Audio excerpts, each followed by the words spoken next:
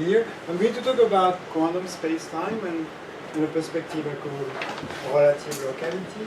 So let me introduce myself. I'm a theoretical physicist. I've worked my entire life as a physicist, maybe 30 years as in quantum gravity. I worked in consistently worked in string theory, in loop gravity, and today I also work in what I call quasi-local holography, what could be called quasi-local holography. And what became clear to me after working in so many ways in so many different areas of quantum gravity and mastering the technical is that we need to go beyond, in some sense, the concepts of space and the concept of time. If we really want to lay out the next picture. So what I want to talk today, I'm going to reflect on the philosophy of science, on the history of science, but I'm going to do that because I really want to set up for you what I think is really the proper framework to go for the next breakthrough. This is what I'm after. I really want to go for the next breakthrough. I think we are at a special time. We have processed two profound revolutions that happened 100 years ago, and we understand well enough that maybe we're in the right generation, we're lucky enough that we are going to be the one generating the next breakthrough. But for that, I think we have to go back a little bit deeper into what are the truism and evidence. Any time before breakthrough, and I'm going to go through that, there's a moment where things are absolutely obvious. There's truth which cannot be questioned, and these are always the one that goes away. I'm also one of the few, if not the only one, I know that consistently worked in string theory and loop gravity. And I'm going to try to explain why it's so separate, because their philosophical underpinning is so radically different that once you commit to one, it's almost impossible to logically commit to the other. But personally, I was really interested into this tension, the philosophical tension. And the tension is about what space is and what space and time is. And in my view, this is why I came up with this idea of relative locality, is that there's a way to resolve that tension. And quantum gravity, in some sense, should come not from committing to one camp, but from understanding appreciating, in some sense, a different point of view, and appreciating their limitation and finding the resolution. Okay, so since we're going to talk about notions of space and time, and it's good to review a little bit what happened in history. It's true that the concept of space and time have radically evolved over history, from the notion of absolute space of Euclid and the notion of relativity of observer, the notion of action at a distance and motion generated by force. And then, in fact, mathematicians were kind of the first one to really kind of ask the right question and give us the right geometrical setting. And it's interesting that, in some sense, the history of space and time is the history of relativization.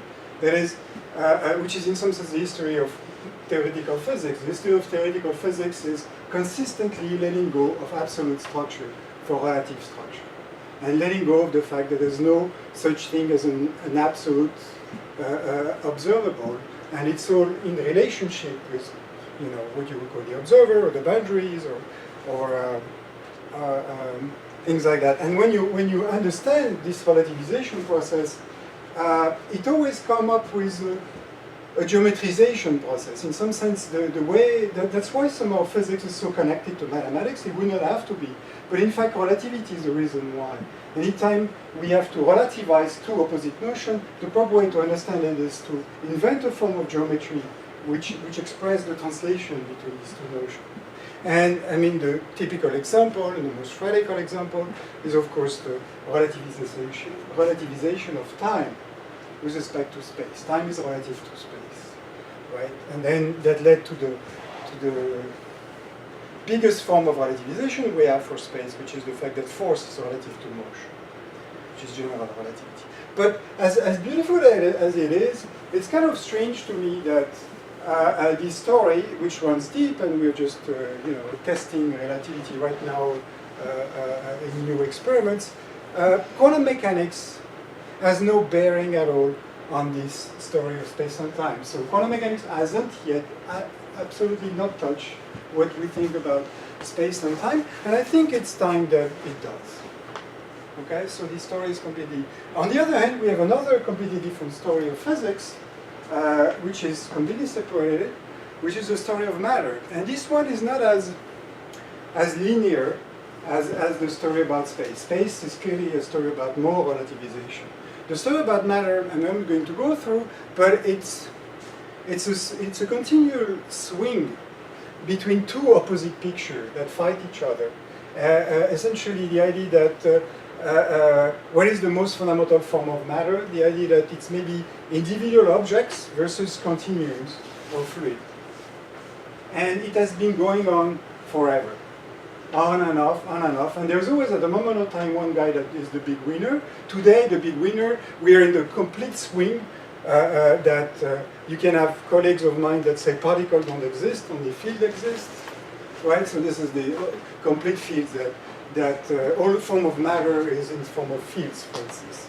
But of course, as this history shows, it's a much more complex history than that. The latest swing came, in fact, in the 60s when the dominant paradigm was the S-matrix paradigm, which is like a particle-like picture where people were thinking of extended objects as the foundations of physics.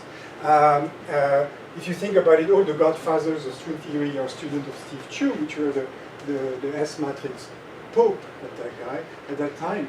And then field theory came, and field theory was the little guy, he was the underdog, and he completely swept out all of physics. And overnight, you know, Steve Chu, who decided of every position in physics, was a nobody, and he completely went the other way around, and field theory, you know, started to dominate, in some sense, the sociology because of particle physics and the success of particle physics and, you know, predictions like anti-particle. But again, quantum matter, it's beautiful, there's a deep story. I mean, the story of invention, the revealing of fields. You know, fields are real. Newton, somehow, formalism seems to imply that there is action at a distance, and Faraday really fought that back, and Maxwell somehow found the way to connect, and by finding the way to connect, he kind of understood the nature of light as a transmutation, a duality between two opposite concepts, you know, electricity and magnetism, which is one of the most beautiful theoretical discovery. Okay, but quantum matter hasn't affected at all our notions of space-time yet. So we have these two profound radical history, and they haven't talked to each other. And of course, you know, both of them have radically evolved, but none of them have affected each other. So clearly, if you think about quantum mechanics, the question is that, is there a notion, generalizing space and time, that somehow organically include quantum mechanics in its fabric? And this is what I want to talk about. Is there a way to think about these two stories, these two fundamental objects of theoretical physics as somehow being related? That's what gravity and the quantum is about. Yes? Sorry, it's a small question. When you said Steve Chu, S-matrix program, did you mean Jeffrey Chu? Jeffrey Chu, okay, yeah, sorry. So I'm going to talk about maybe a bit of quantum gravity, and I think Lee gave you a great talk of review, so I'm going to go through. I'm trying to convince you that we need a new physical principle that somehow reconciles the principle of relativity with the presence of a fundamental landscape, and that's what relative locality is about. I'm going to try to explain to you some of the aspects. This talk is more going to, because it's a philosophy talk, I'm not going so much to try to sell you all the models I've built in the past years. You can see there's a long list of papers and collaborators, but I'm trying to focus on what are the questions that we're the first one to ask, or at least that we are phrasing. Maybe it's always hard to be the first one, but somehow it's really about focusing on what are the new questions that are at the interface of this quantum and space-time. So I'm going to try to focus on that, and along the way maybe confuse you a lot about things you may know about, but that's the point. Essentially, I'm going to try to explain why I think today, what do I think every day about. The central question of quantum gravity for me is, what's the point? And by the point, I mean the point on which everything is built on, the atom of space and time. But there's a pun intended, of course. And I'm going to talk about, maybe, if I have time, what I call bond geometry, which is a realization of this relative locality, and modular space, which is a typical example that appears in string theory, but in quantum mechanics too, as a foundational example of this relative locality idea. I mean, part of what I do today is to understand what is the geometry of string theory, and that comes out of that. But it can be, you know, you don't have to believe in string theory to relate to what I'm doing. It's kind of not necessarily related. So usually, since what I'm saying, I want to convince you that we need to change our concept of space and time by putting quantum and gravity together. You know, you can ask, why do we care of trying to do that? Personally, why I care is because I expect radically new phenomena to become visible, a new type of observable to emerge, as in any revolution, not just some small corrections to effective theory. It's going to be deeper than that. That's really what I am after. But if that's true, then the questions are, okay, so we are here before the revolution, right? It's always an interesting moment of history where we have perfectly understood the theory we are on, and there's a few of us trying here and there in different models, but it's really clearly before. Nothing has been settled down. It's really before we have the new picture. It's not even clear that you need a new picture.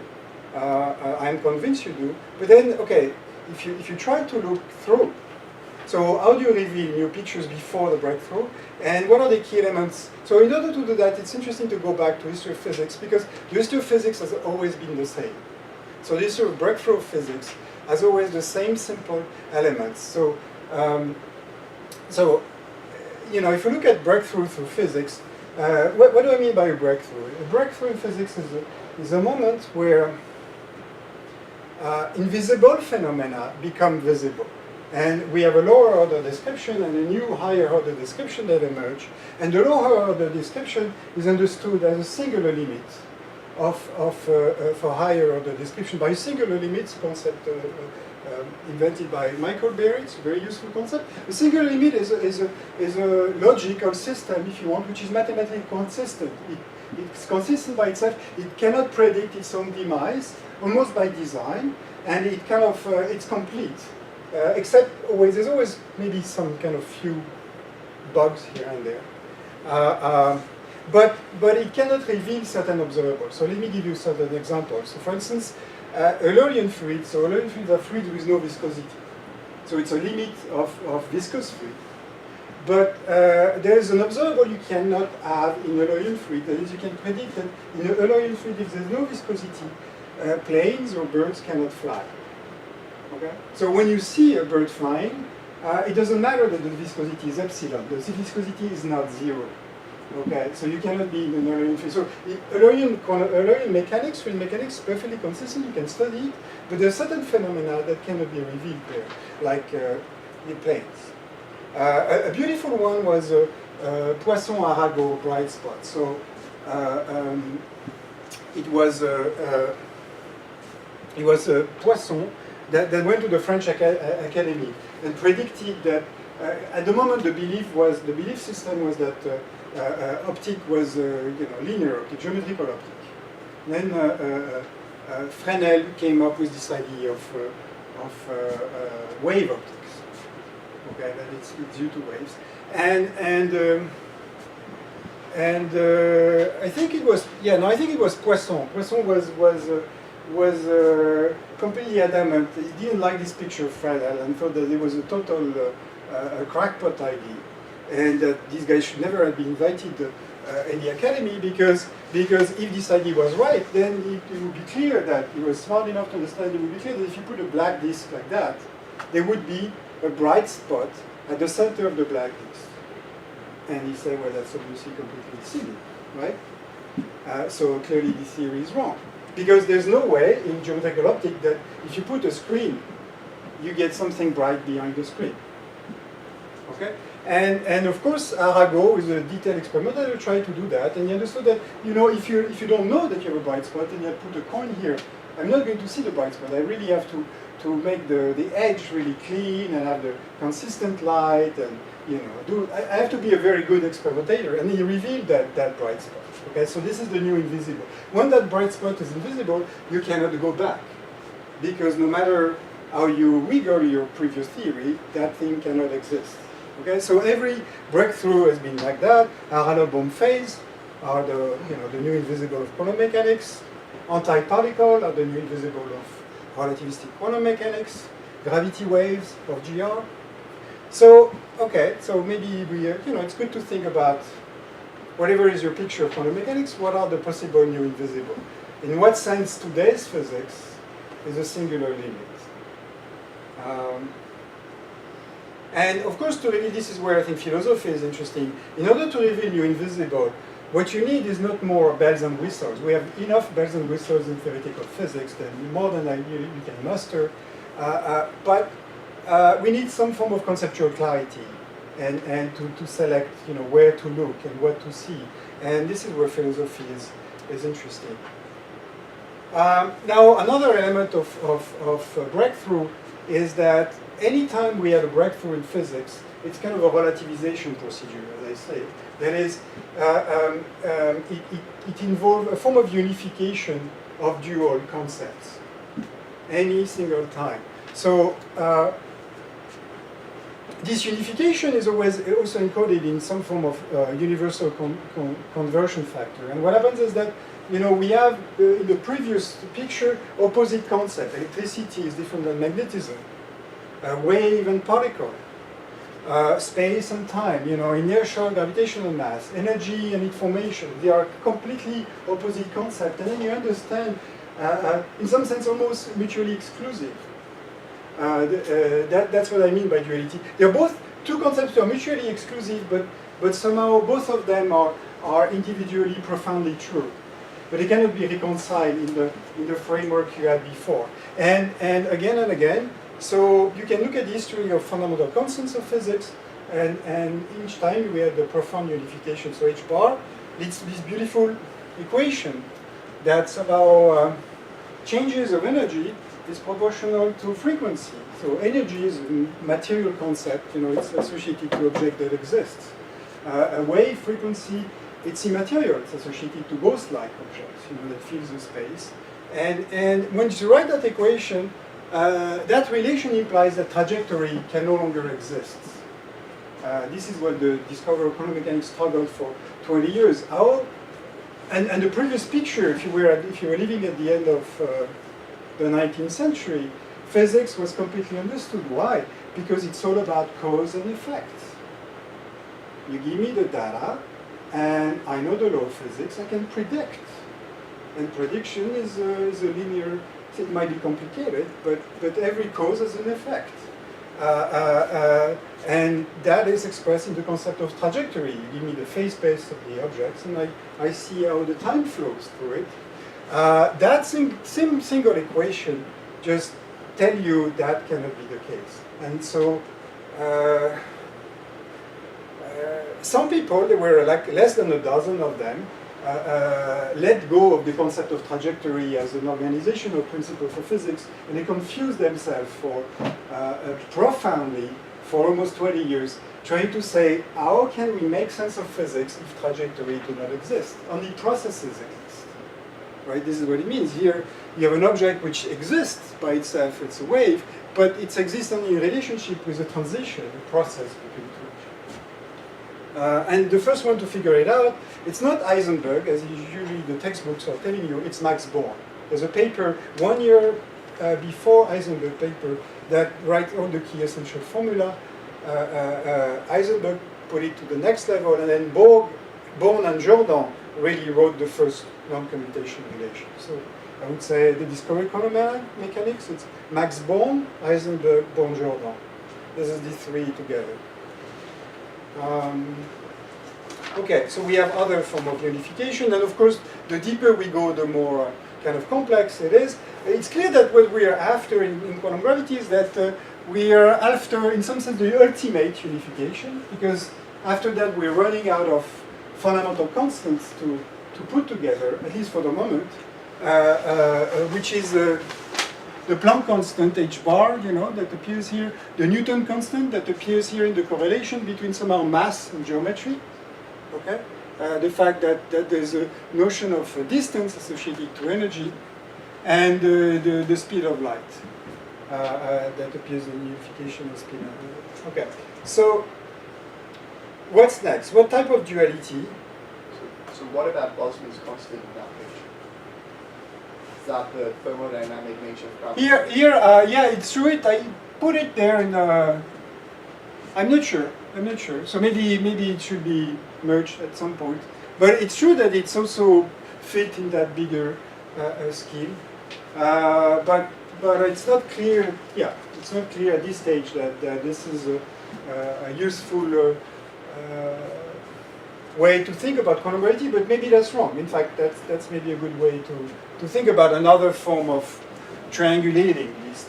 So this is the unification I'm interested in, but there may be others that are waiting to be revealed. But it's less clear what it is about. Yes. When you say the energy relation implies The what? The energy relation. You say the energy relation implies that there are no projectors. Do you mean that the concept like projectors does not exist on a phenomenological level? Because I mean, in the phase of Bohmian mechanics, something like this is very making sense. That what? That. When we have in Bohmian mechanics, we have still trajectories. So why would you claim that the concept like trajectories have to go from this relation? Do you mean something on a macro phenomenological level? No, I mean really in a historical level.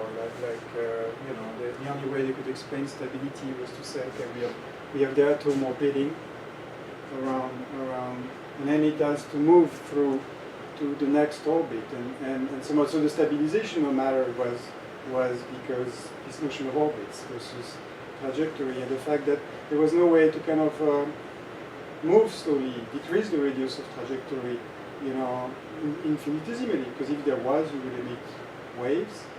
So it's really about the way electromagnetic. It's really about the way fields interact with quantum mechanics. I think Bohmian mechanics is fine, but it doesn't contain the interactions of field with matter. So maybe that's the limitation. I'm not an expert. I mean, in pure, I agree. You can have a pure quantum mechanical version where somehow you don't look at the interaction. But here, this is what these guys were looking at.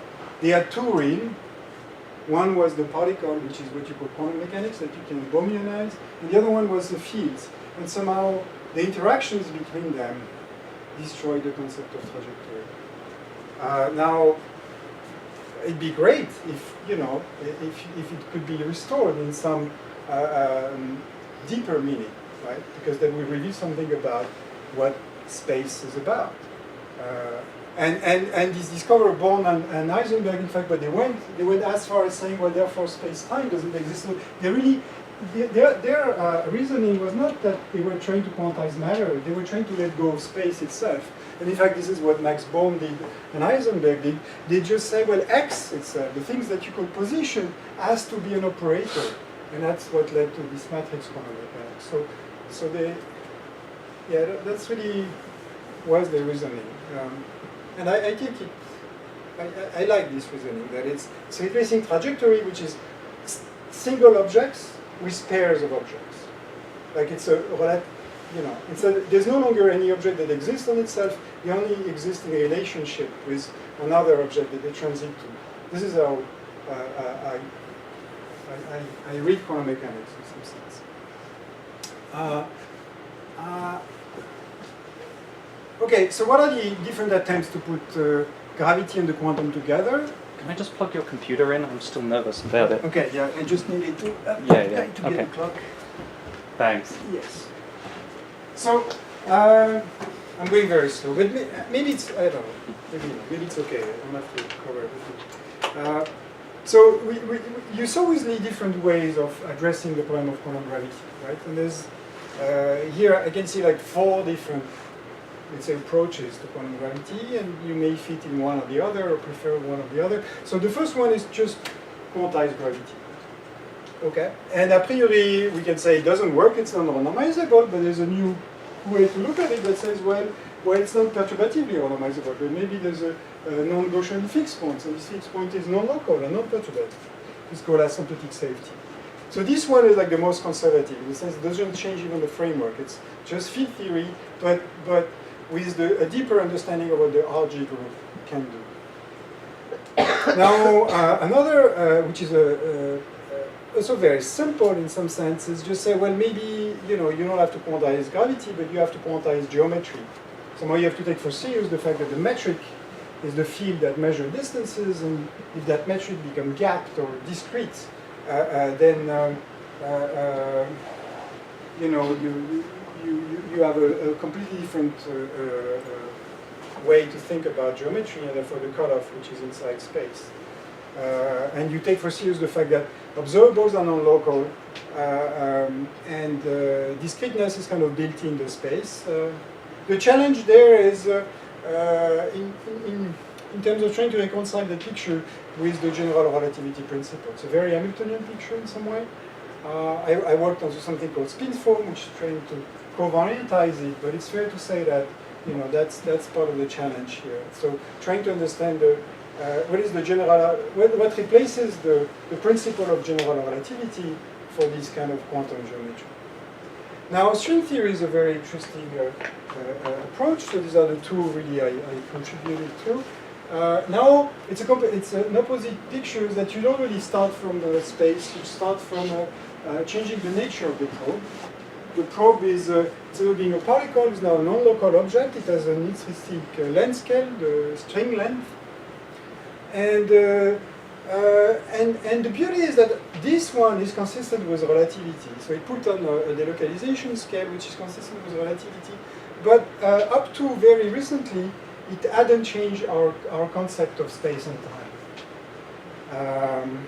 So it seems bizarre to pretend, because it pretended for many years to be a theory of quantum gravity, but that did not affect what space and time was.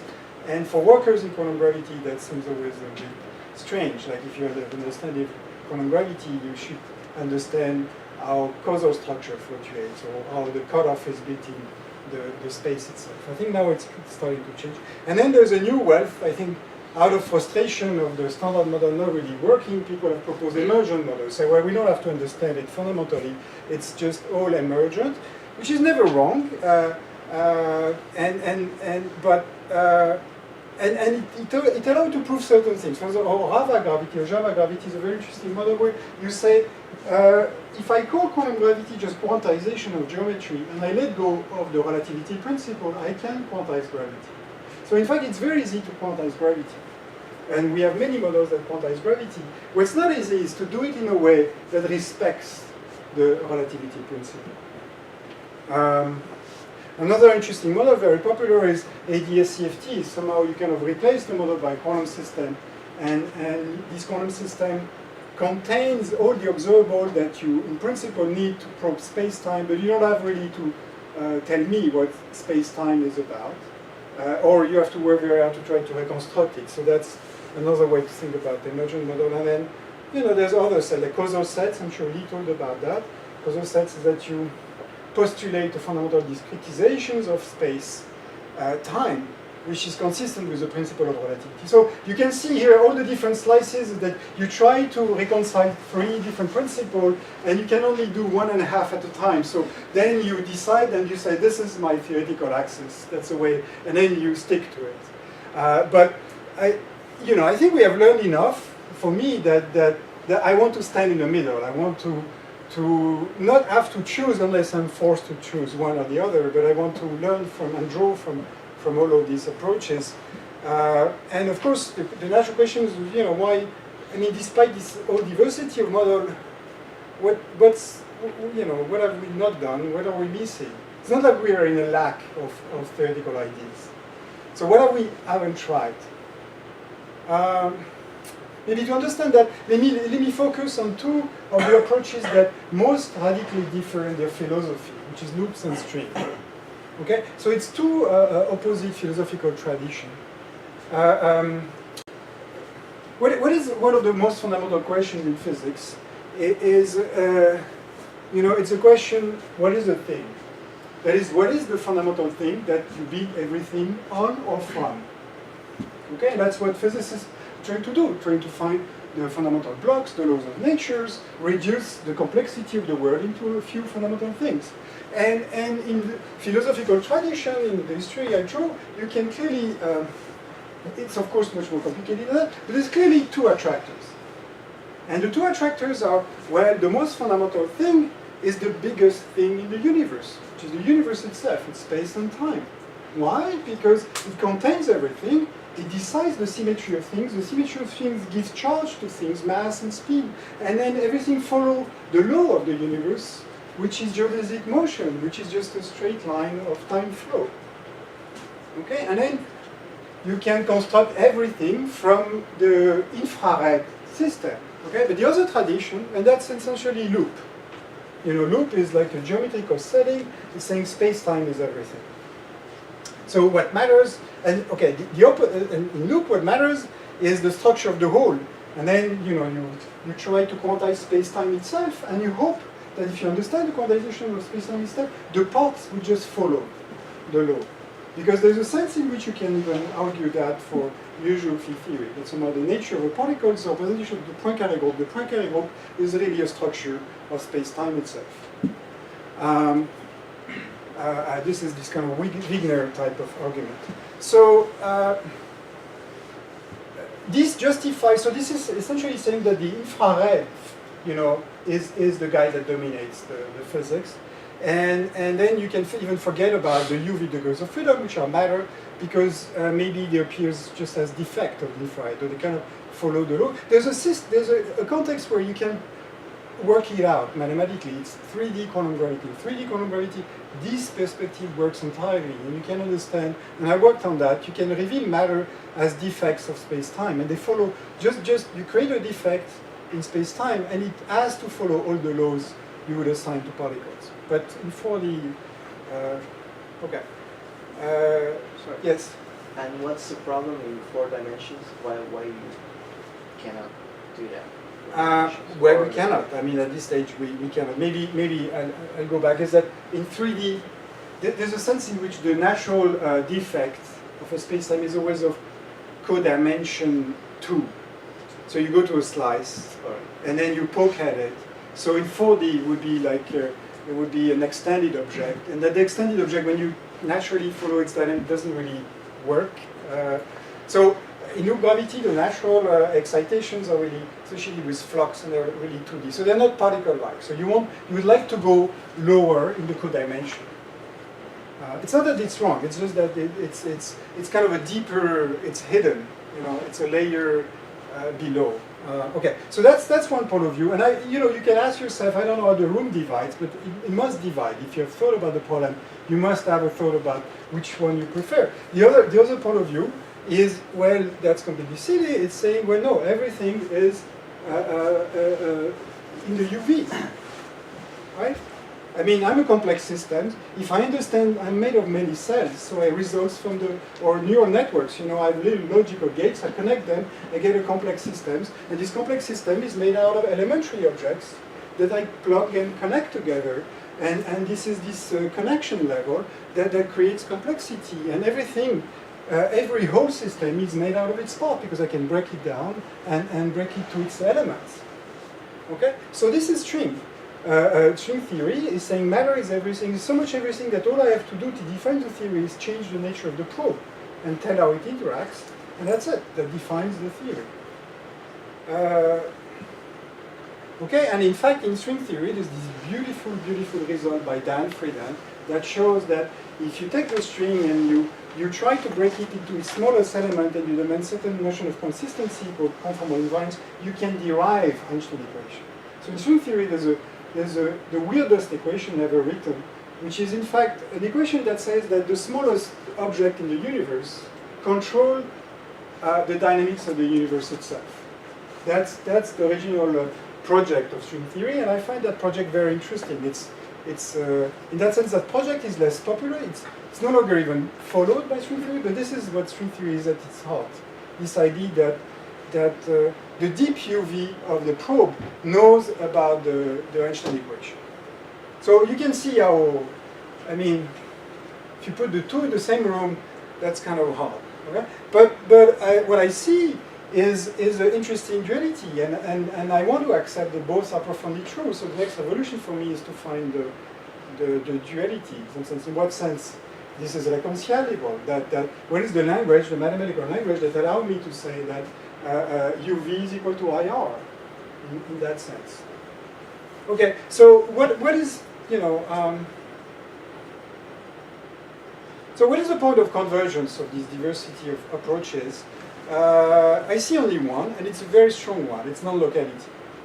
So all these approaches have a form of non-locality which is prescribed. It's either the non-local observable in loop gravity, the non-local probes in string theory, the non-locality of holography that project everything onto the boundary screen, the non-locality of discreteness into the simplest model, like causal sets, the non-local fixed points in asymptotic safety. And it's clear that if you want to learn something from all this approach, you just have to accept that we have to question or understand non-locality. We have to face it. That's really what it is about.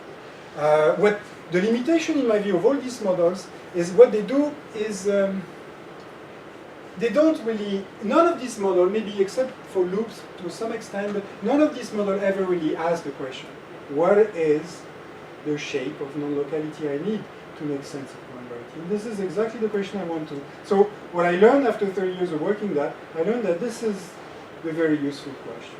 So what happens in all this model is that there is always a prescribed form of non-locality which comes with the model, and then you work with it. I think maybe you're going to come back to this, but so by non-locality here, you don't mean in all the cases the same as in special relativity locality? Or you do? Or is non-locality a little bit different in each of these cases? It's kind of a little bit different, which is why, like one has a causal set as discrete, the other one has a spin network as discrete, the other one has non-local probe. So they kind of, they in some sense you want to understand what's common, right? In what sense this non-locality is a locality of some form. Is that okay? Okay, so we want to understand non-locality, but non-locality, it's like opening Pandora's box. Every single textbook of fundamental physics rely on the concept of locality. The strongest one is the most obvious one, is separations of scale. Why can we do physics or biology or any type of science? It's because my life here doesn't depend on what happened at the galaxy level.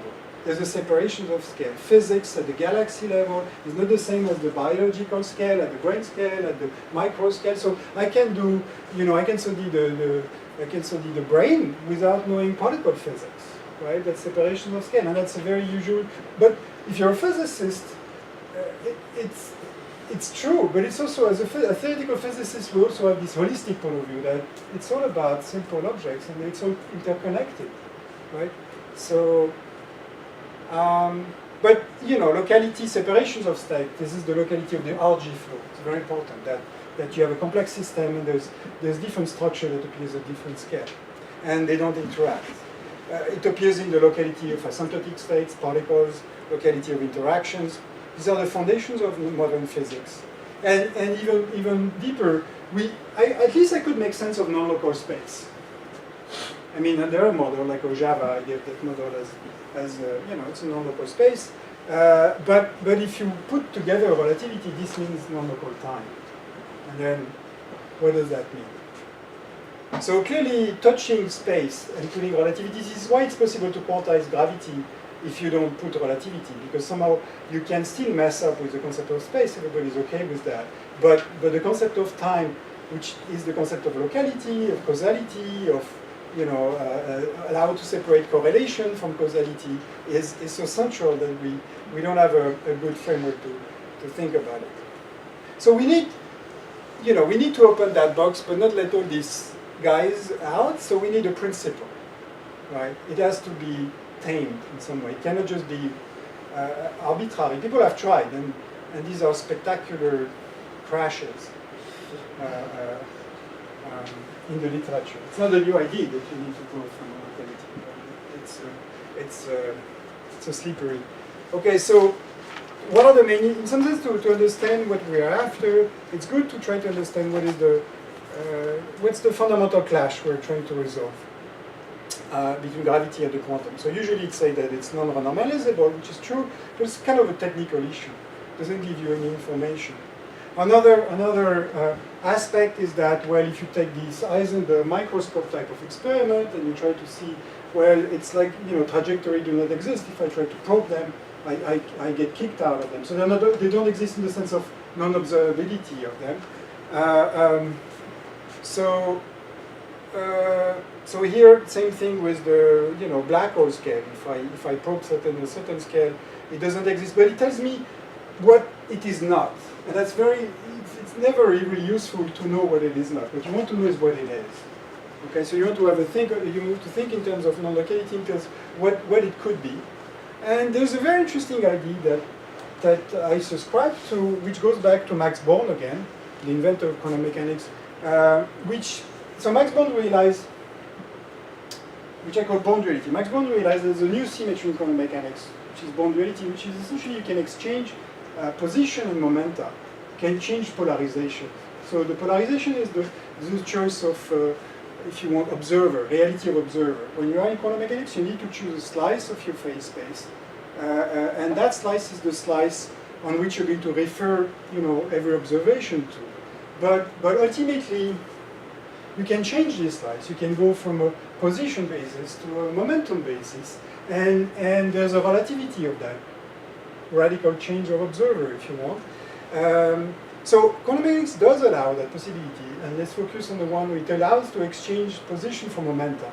It's a canonical transformation. But now, if you think about gravity, gravity is a very different beast, because it says, no, that's not the way it works. The way it works is that I understand that position is very, very different from momentum. Why? Because momentum is still a linear fiber of a position. It's still an object which is flat, but space is curved. So in gravity, you have to, in the phase space of let's say, the particle, you have to really decide that very clearly that position is fundamentally physically different from momentum. And that seems strange to Born, that says, well, if you want to reconcile these two, so this is the essence, Born duality is the essence of quantum mechanics, so one of the essence of quantum mechanics, and somehow the curvature of space is the other essence of GR. And so it's clear that if you want to put gravity and the quantum together, you have to find a way in which you can resolve this. So you have to find a way in which you can have space curve, but have this duality implemented. Okay, so in some sense, what does it mean to curve momentum? Okay, so another fundamental principle is that you want this non-locality should have what I mean by a relativity principle is that when you put H bar and G together, there's a new scale that appears, which is Planck scale, and you expect this scale to be a relativistic invariant. That is, to be an invariant for all observers, to be a fundamental scale. Okay, and so the main challenge, which includes, then you can take a preferred approach to quantum gravity, and you can see how it fits that challenge. For me, quantum gravity is the following thing: any approaches that somehow can reconcile the relativity principle with the presence of a fundamental landscape. And the key idea behind, I think, is which I go is to include this Born duality principle. So there's a new symmetry principle that you want to implement in that construction.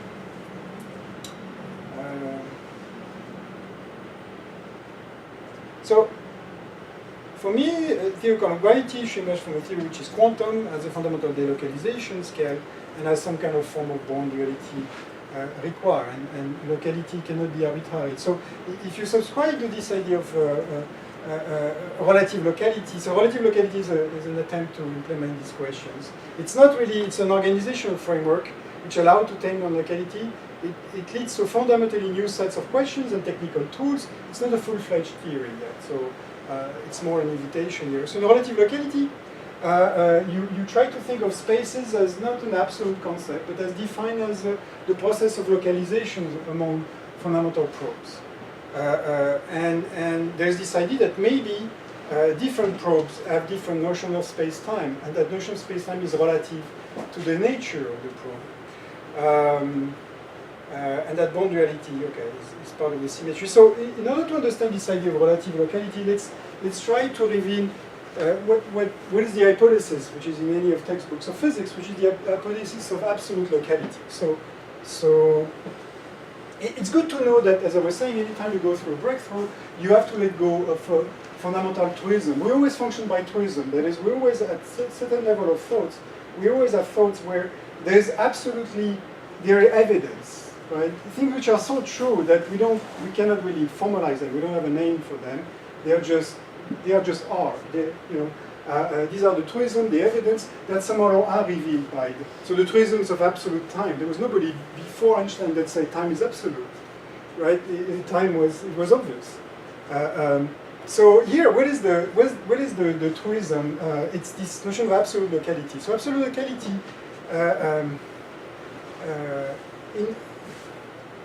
well, if I start with this line in a shortcut, it's just what is the accepted evidence that we all work with is the hypothesis that space-time exists independently of physics. Okay, so absolute locality is the hypothesis that the concept of space-time is independent of the nature of the probe used. It's a universal notion. So the x that I use in phi of x, where phi is my field, does not depend on the field or the process, doesn't depend on the energy of the process. Space-time is. Okay? So there's always, in physics today, there's always an ultimate observer, which is space-time itself, and then we build on it. Okay, so this is this hypothesis. You might want to believe in it, that's okay. It's just like, it's good to know that you're making that hypothesis, and all I'm doing here is, well, is that true? Is that really true that this object, which I see now as a mathematical idealization of the relationships among objects, among probes, is something that exists independent of physics. So relative locality is exploring the idea that space-time is a notion that depends on the quantum nature of the probes. For instance, and we're going to focus on that, it's energy and quantum numbers.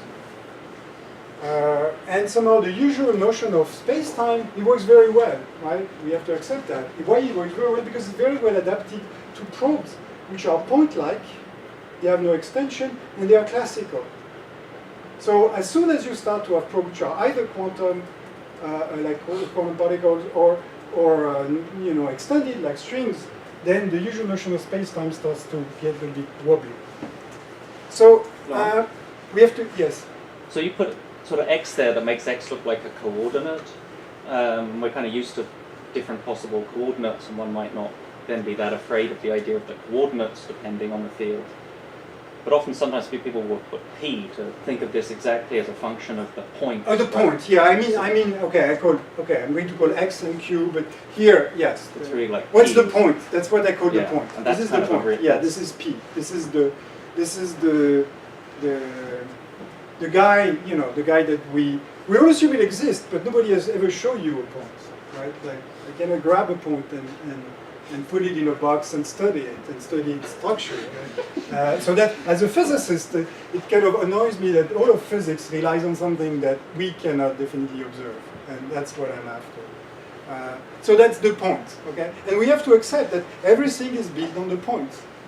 The concept of flow, I'm going to expand on that. The concept of, the number of things that you draw from the fact that that guy exists is incalculable. And it's so much that you don't even know. Sometimes so it's kind of it's a form of yoga to kind of go back to, okay, I'm making that assumption, trying to recognize where, if you're really making it or not. And it demands absolute intellectual honesty, and it's very painful. I think philosophers also often think in terms, the point coincidence is the sort of fundamental invariant notion, good. right? So the point coincidence, but that's good. So this is the things where in some sense you're going to the relative locality process, but you have to tell me what probe. So the point coincidence is very well defined. If your probe is point-like and classic, like this is the world line. So yeah, Yeah, so But that's what's being that in that relaxed. sense the point we use, so then there's a sense in which the point we use is a physical object, but it's a physical object for that type of probe. Unfortunately, there's no probe like that in nature. Okay, so we're back to square one. That is, the notion of point we use is using an object that does not exist. So in some sense, this is part of the question. When you try to locate what the point is, you're going to try to. It's the same question for me. Understanding what the point is, or understanding what the I think what the fundamental object is exactly the same question. That's why I'm not thinking the UV, and which is the objects that defines the point, and the infrared, which is the point itself, and the fields as different objects. And that's clear from the get-go, right? So I'm not saying it's a resolution, but it's clear that in that formalism you cannot just decrete that these two things are disconnected. I mean, it's okay up to now, but for the next step we have to. But when you make the P and phi of P process dependent, you're going to make the point coincidences process dependent. Maybe different, yeah, adapted more like, yeah, exactly. So exactly, you can say, well, what is the notion of point? Okay, so you could go further. Okay, well, I know some objects are quantum, for instance. There's no point-like classical object that doesn't exist, but there are quantum point-like objects, maybe particles. So what are the notion of point adapted to quantum? Or yeah. So then you clearly have a. So in some sense now yeah, this goes back. This is why I need a new name. I call it the home space. So there's the notion of you have a probe which has this notion of points, and then somehow the home space is the global objects, what you would call, that replace the space-time on which you want to define your fields. Okay, and what I'm after is that effective theory that postulates that this space-time as the structure it has is in great danger of becoming obsolete, in my view. But it's very successful too. Is that clear? I'm going really slow, but that's okay. So what I want to argue and I want to explore is that, okay, well, clearly if we let go of so what is the notion of a home space for, let's say, quantum probes? The simplest one, quantum particle probes. Well, clearly quantum particles carries a little phase space, and it has also a form of non-locality, which is Heisenberg uncertainty. So it's clear that the home space for quantum probes is at least relative to energy momentum in phase space. So whatever is the x, the point on which we are living, we are clearly living on some space. But that space is relative to in relativity. Anytime you have a relativity principle, you have also an embedding phenomenon. You embed your previous structure in something bigger, which has a geometrical concept, and there's always some kind of slicing or projection that goes with it. And here I'm saying, well, one of the simplest ways to think of it is to think of space as embedded into phase space. But, and then, which kind of makes sense at some level, because if we think about geometry as a notion of proximity, it's clear that there's two ways to be close to something. Either we are close in distance, we're close in space, I'm close to my phone here, but I could be close to, I don't know, my lover, in the sense that I'm close in emotional state, or for physical object, two spins which have the same spin or entangled are very close, they're not different, right? So this is the notion of closeness in state, and it's clear that when we deal with geometry, well, if we had a unified notion of geometry, we'd like to be able to unify this notion of proximity. Okay, before I go into the mathematics, maybe to render visible what I'm talking about, what does it mean if you're a relative localist? What type of questions you ask that usually you not ask before? So these are Planck surveys, like surveys of the sky. This is the whole universe, visible. This is the whole visible universe that we see at different frequency. Okay, so what's the story? The story that usually are told when you watch these things, and there's about 15 of them, different frequencies. The story is that you're taking picture of one universe at different frequency. But what do you really see? Do you see one universe? What you see is kind of different pictures that have certain form of correlation at different energy. There's certain, and these correlations you can map it out. They are more or less obvious or not so much. I mean, except for the galactic plane here. So what's really in the data is not that. What's really in the data is different images at different frequency. And if you're a relative localist, you can ask, well, is it true that this represents exactly the same space? Or in fact, when I look at different frequency, I'm accessing different notion of locality. Unfortunately, you cannot have a data system without a bias. And when people analyze, so I ask people in astrophysics and cosmology, can you do that? Can you look at just the correlation? Is there, a perfect correlation? And they say, you're crazy, because by definition, when you get the data, they're all different. So what we do is that we align them under the assumption that this is the same space, and then we analyze them. So they're like, I don't want, unless you pay me a lot or you give me, it's going to be like 3 years of work to go back to the data, unscrew the biases that I put in and ask the raw data. So I need to have a sharper prediction. But this is the type of questions. Is it true? And honestly, we don't know. Like, the data doesn't tell you, because to analyze the data, you make that assumption. It's like if you were getting data of, you still believe in absolute time, and you get data of time of flight of particle, you can still synchronize your clocks for different processes, presuming it's absolute time, and you will interpret that data. You will not see the relativity effect, unless it's really totally in your face. Okay, so, that's another example where it is really true that localization in a quantum system really depends on the way you look at it.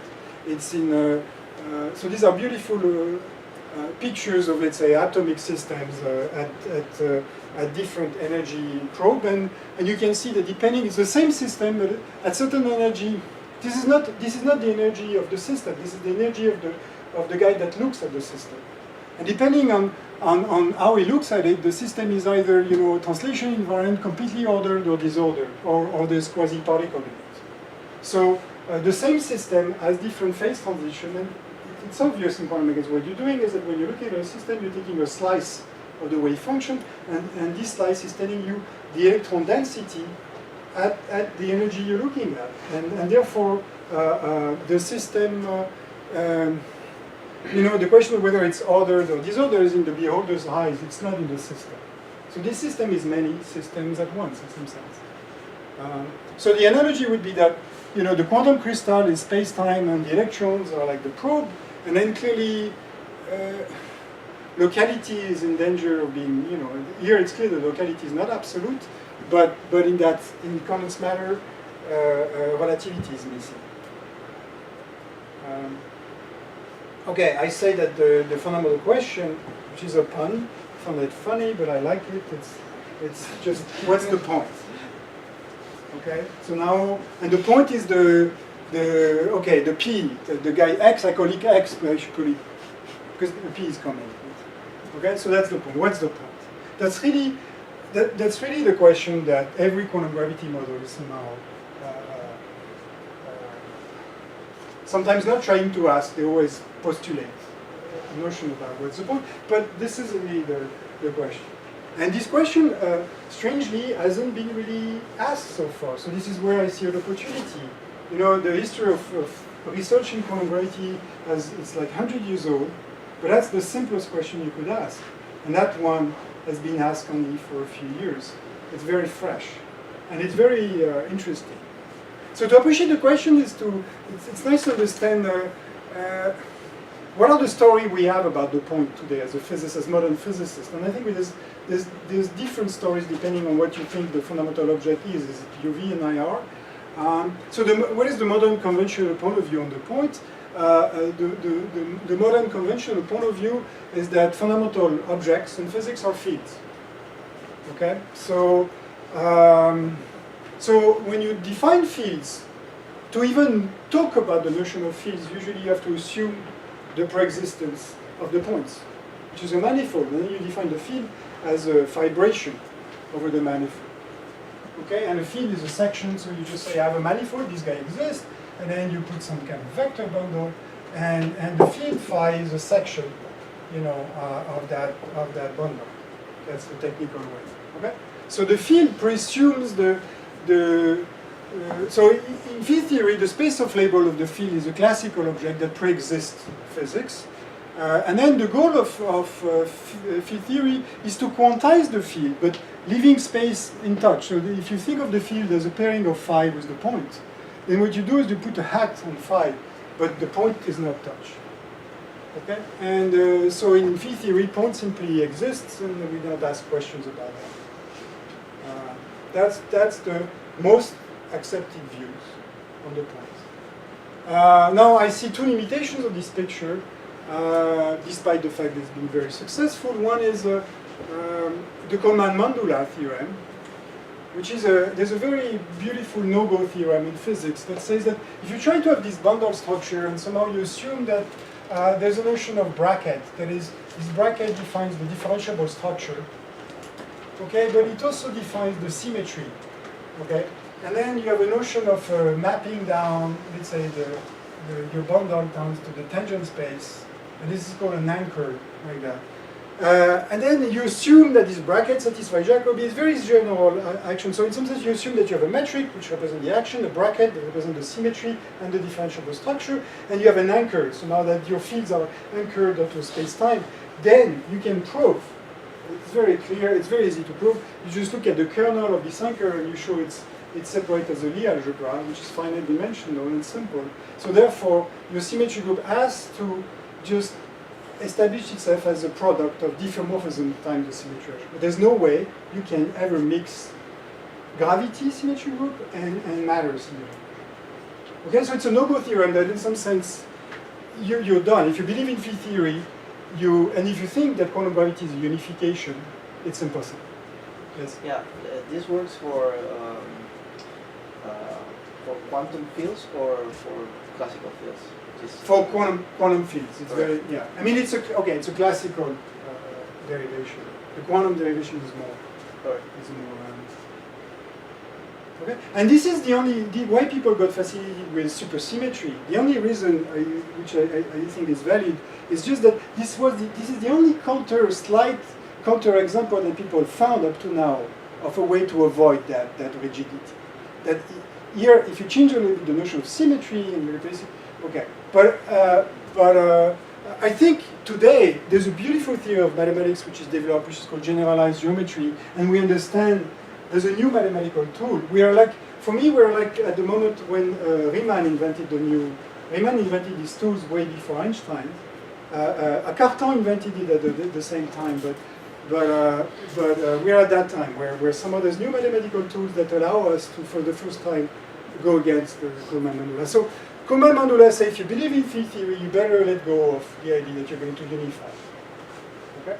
The second thing, which is what modern understanding too, is this discovery, which is a rediscovery because it was known in the 60s, and then dominant physicists tell these guys just shut up and calculate, which was what you had to do at that time. But it's in fact the discovery that it's not possible to define massless theories, especially the notion of S matrix, without introducing new non-local degrees of freedom called the edge modes for finite boundaries or soft modes for infinite boundaries.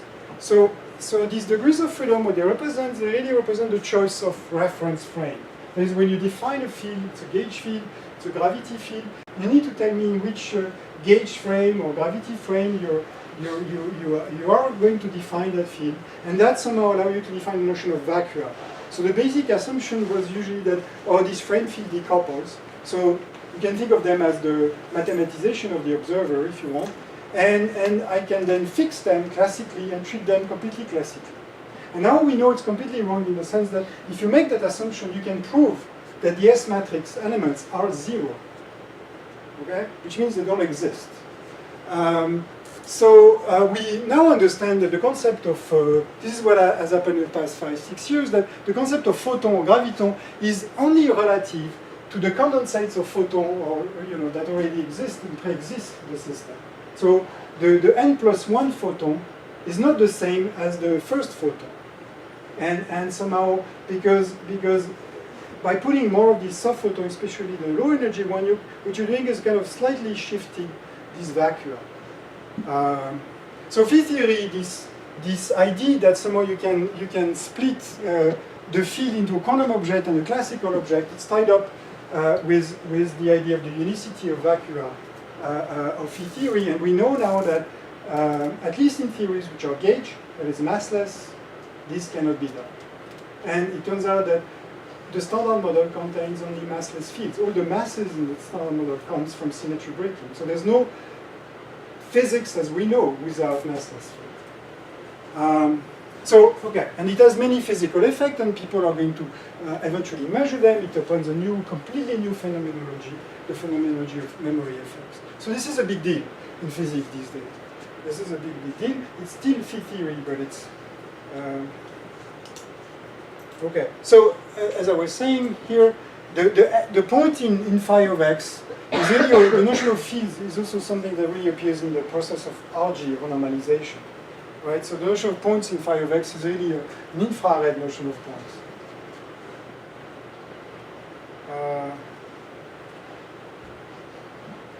So what's the UV points? Okay, I think I don't have much time, right, left. So I'll have to find a way to. Yeah. 20 minutes. 20 minutes. Okay, let me go. So, okay.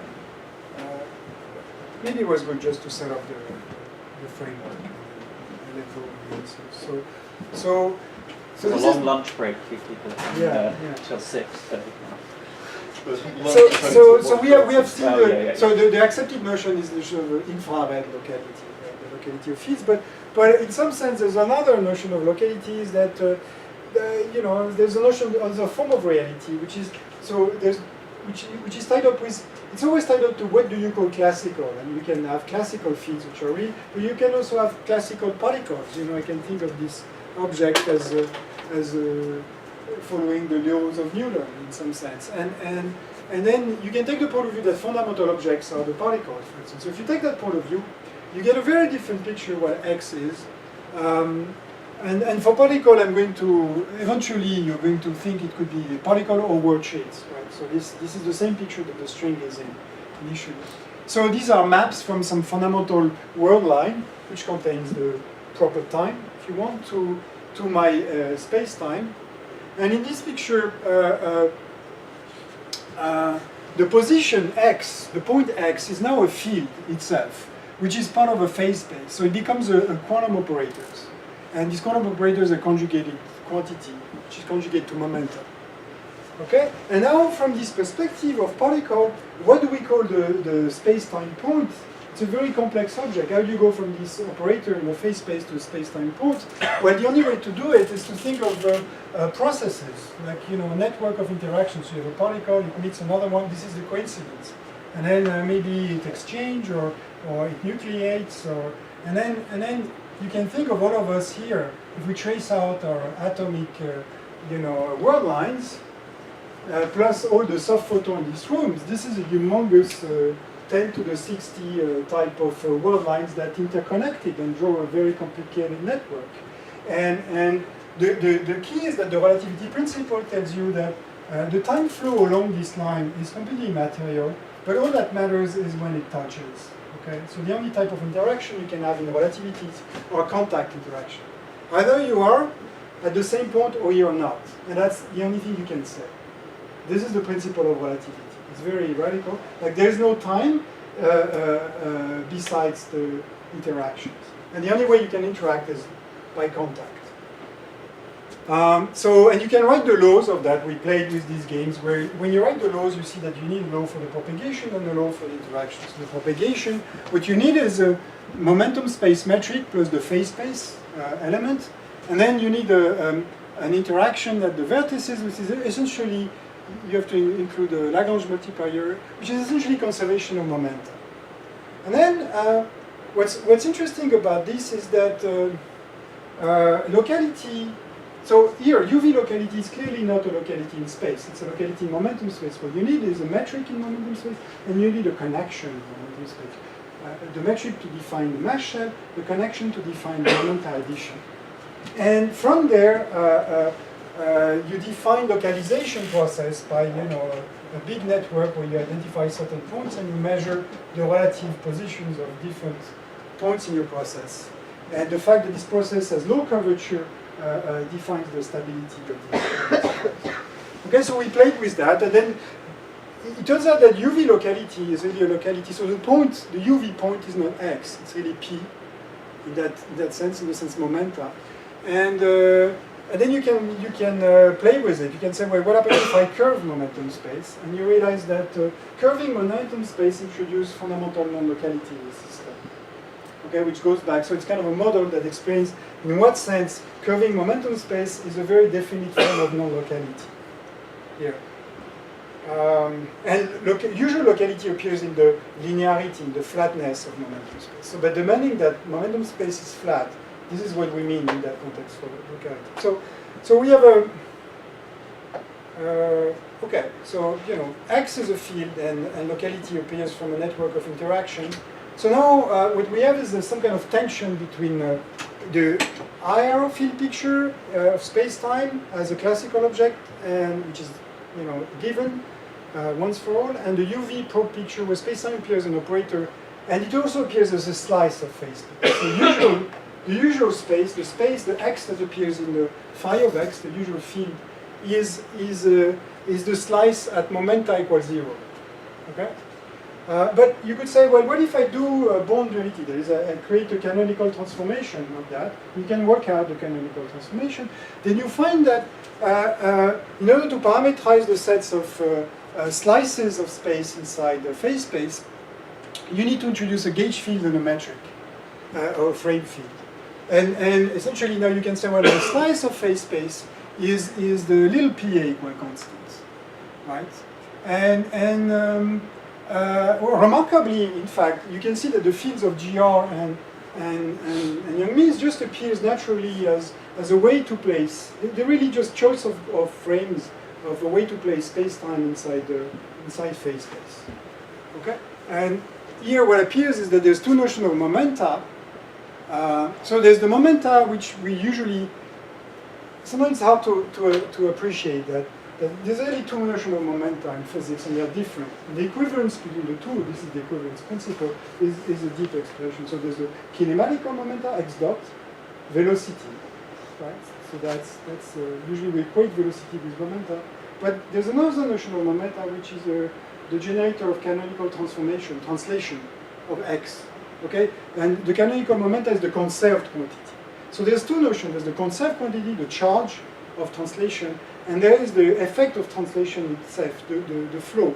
The equivalence principle is somehow that these two are equal to each other, and the metric appears in this equality, and the gauge field appears in this translation. Okay, so in that concept, how is it possible to reconcile the field picture to another? There's a beautiful mathematical framework which is not fully developed, which goes as follows. So it's clear that we should let go of this notion of field as phi above x. Okay, but instead, or at least I want to do is think of it as, instead of thinking it as a section of a bundle, I want to think of a foliation of a big space.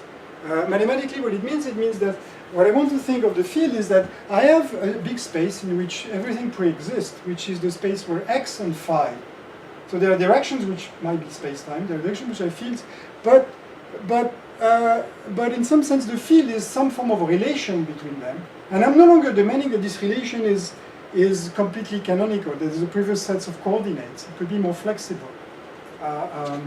Like the difference between a foliation. Let's say this is. So let's say if this is my time manifold, I have just one field, which is space. It has a time flow.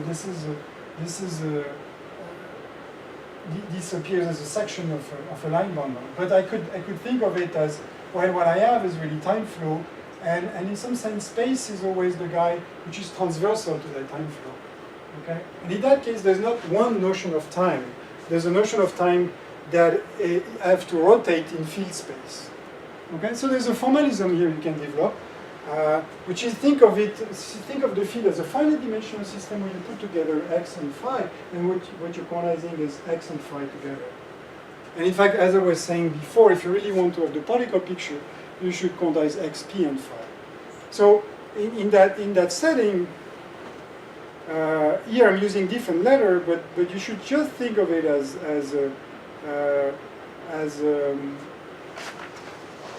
it's a very different picture in the sense that in the usual field picture, you start from space pre-exists, and then you build field on it. From this picture, what you can do is think of it as, well, what I have is really the notion of field. So you know exactly what it means to transform a field into another, what you mean by a transformation. And then somehow space appears as the quotient by all these transformations. Okay. What does it have to do with quantum gravity? So here I'm just like still in the introduction phase, and then I need to wrap up. Anyway, if there's any questions about that. So, what does it have to do? So, I'm trying to argue that I want to generalize somehow the notion of home space and include into phase space. One way to understand why it might be related to quantum gravity is the equivalence principle. So the equivalence principle tells me that G Newton is usually viewed as a coupling constant. But if you remember what I was saying in the beginning, I want to see any unification requires a constant to act as a fundamental conversion principle. So I want to interpret the equivalence principle not by saying that it doesn't mean that G Newton is a coupling constant. It means that G Newton is a conversion factor between a notion of distance and notion of energy. In fact, if you look at what G Newton is, it's an inverse tension of the ratio of length by an energy. So the equivalence principle tells me that there's a way to convert universally for any probe energy into length and length into energy. That's the reading I have. It's not a coupling constant. It's something more fundamental. It's like C. Okay, so that's the basic hypothesis of relative locality. That G Newton is a conversion factor, not a, and then this is what's written here. If you want to unify space-time with energy and momenta, you need a fundamental length scale and a fundamental energy scale. The ratio of the length scale over the energy scale is G Newton, and the product is h bar. So we do have that in nature. We have a fundamental constant here, and we have a fundamental constant. If the equivalence principle was not true, I could not do that. Okay? So it's here what I'm doing is that what does it mean that the equivalence principle is true? We haven't really completely explored its consequences. So it means that I can naturally geometrically unify momenta and position. And this unification, as usual, when you unify space and time, there's a new notion that appears, which is the Lorentzian space-time. So here, the unification of space-time ness and energy, momentum-likeness can be unified into a geometry which I call bond geometry. So bond geometry, what it does is that it geometrizes this notion that space is some kind of slice in a phase space. And it also parameterizes exactly what I mean by the projection PQ goes to Q. So instead of thinking of this projection as being external, then I make it dynamical. Okay, so now there's going to be a metric field that parameterizes this projection. Which is always what happens in the relativization process, is that you understand the substructure, space, as inside space-time, and somehow the object that distinguish space-likeness from time-likeness is now a dynamical metric. So let me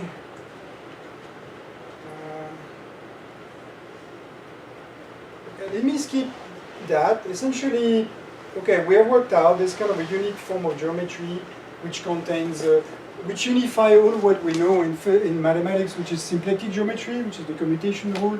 It contains a notion of probability metric or distance, which is the generalization of the Einstein metric. And it contains a new object, which I call a locality metric. So this is the new object in town. It's an object that somehow parameterizes what you call momentum-like and space-time-like. So here, the notion objects which satisfy dq equal to 0 are null with respect to that metric. Okay, so quantum mechanics, if you go back to quantum mechanics alone cannot distinguish space from momentum. Okay, physics, we we do distinguish space from matter. So the only way we can reconcile gravity and quantum mechanics is by introducing a field or a physical object that is responsible for this projection.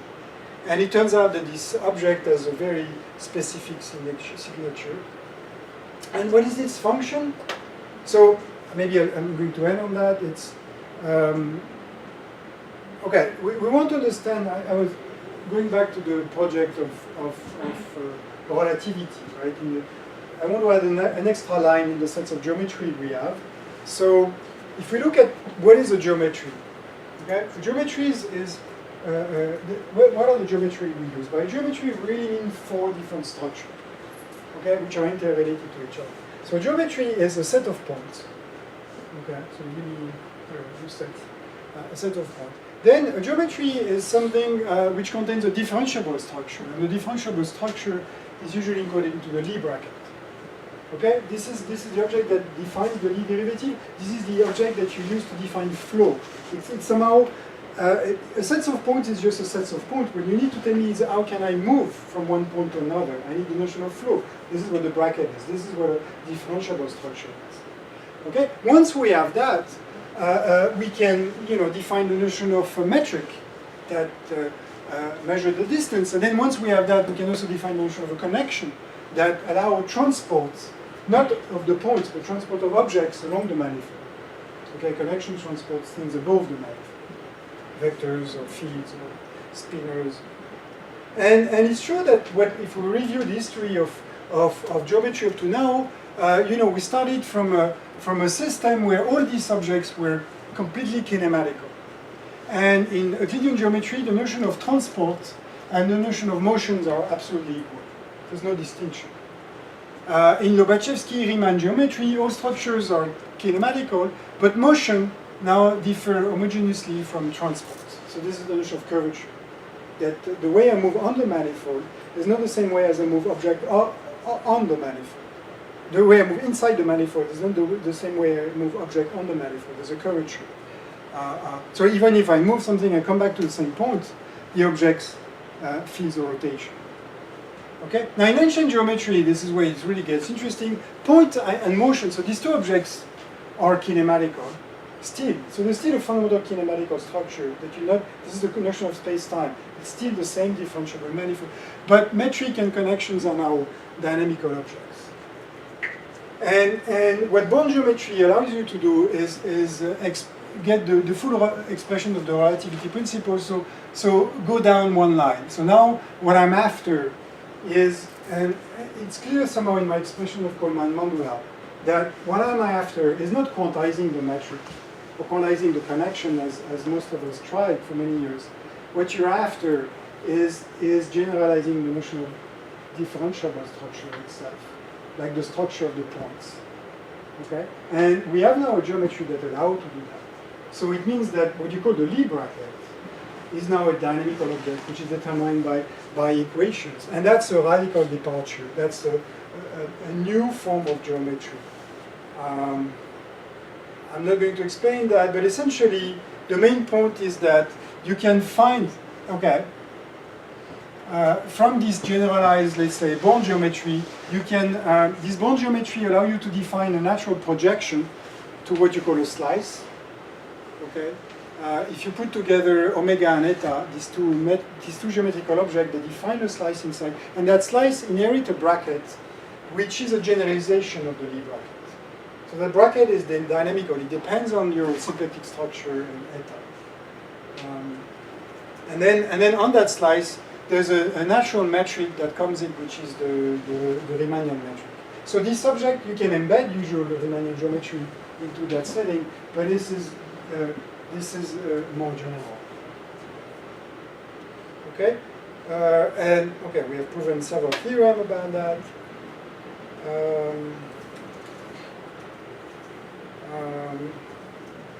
Well, all the discussion so far was classical. There's so a I hate to say we probably do have like 2 minutes. The lunch service finishes at 1:30. So essentially, I'm just going to throw names and I'm going to explain. Is that you can ask, well, is there a notion of space that exhibit these properties, which is quantum. And the key idea is to understand that we usually use space to place objects or have operations that commute with each other. Let me reverse that logic. Let me define space from the quantum by saying that by definition space is the maximal, or functions on space constitute the maximal sets of commuting operations. What you get is a new notion of space that admit the usual notion of space, but which is bigger, because there are objects that commute at the quantum level that do not commute in terms of the Poisson bracket. And this is called modular space. This is a completely, radically new notion of space, which has built-in covariance, built-in length scale, and which we're studying, the geometry of which we're studying. It's the space defined as commutative subalgebras of operator algebra. So it's fundamentally quantum. It's like going back to Euclid in some sense and revisiting the axioms of fundamental geometry, deciding that quantum mechanics is more fundamental than classical mechanics. This is what we're after. Even before we quantize the metric or we put infinite structures on it. Is there an example where this is realized? And there is. It's if you ask what is the home space for string theory, and you are patient enough and work laboriously enough and don't listen to the textbooks, then you'll find that the home space of string theory has all this structure. It has a bond, it is a modular space, and it has this bond geometry built in. So it opens up, if you want, a whole new sets of possible solutions. So this is. We let go of a fundamental assumptions. There was a fundamental assumptions made in all string theories that the target space of string theory, which is the space of fields your strings lives, is the same as the home space, the space on which the effective description takes place. And you can prove that this is not true. Okay? So the home space of string theory is fundamentally different from the target space of string. The fact that it's not true was known for a long time. In some sense, its T-duality is that string theory is a new symmetry, which is the possibility to change a large scale into a small scale without affecting the physics. Okay, so string theory has this fundamental UV infrared duality, and it's clear that the effective description of string needs to a notion of space that includes this notion of duality, and we have it now. And that's it.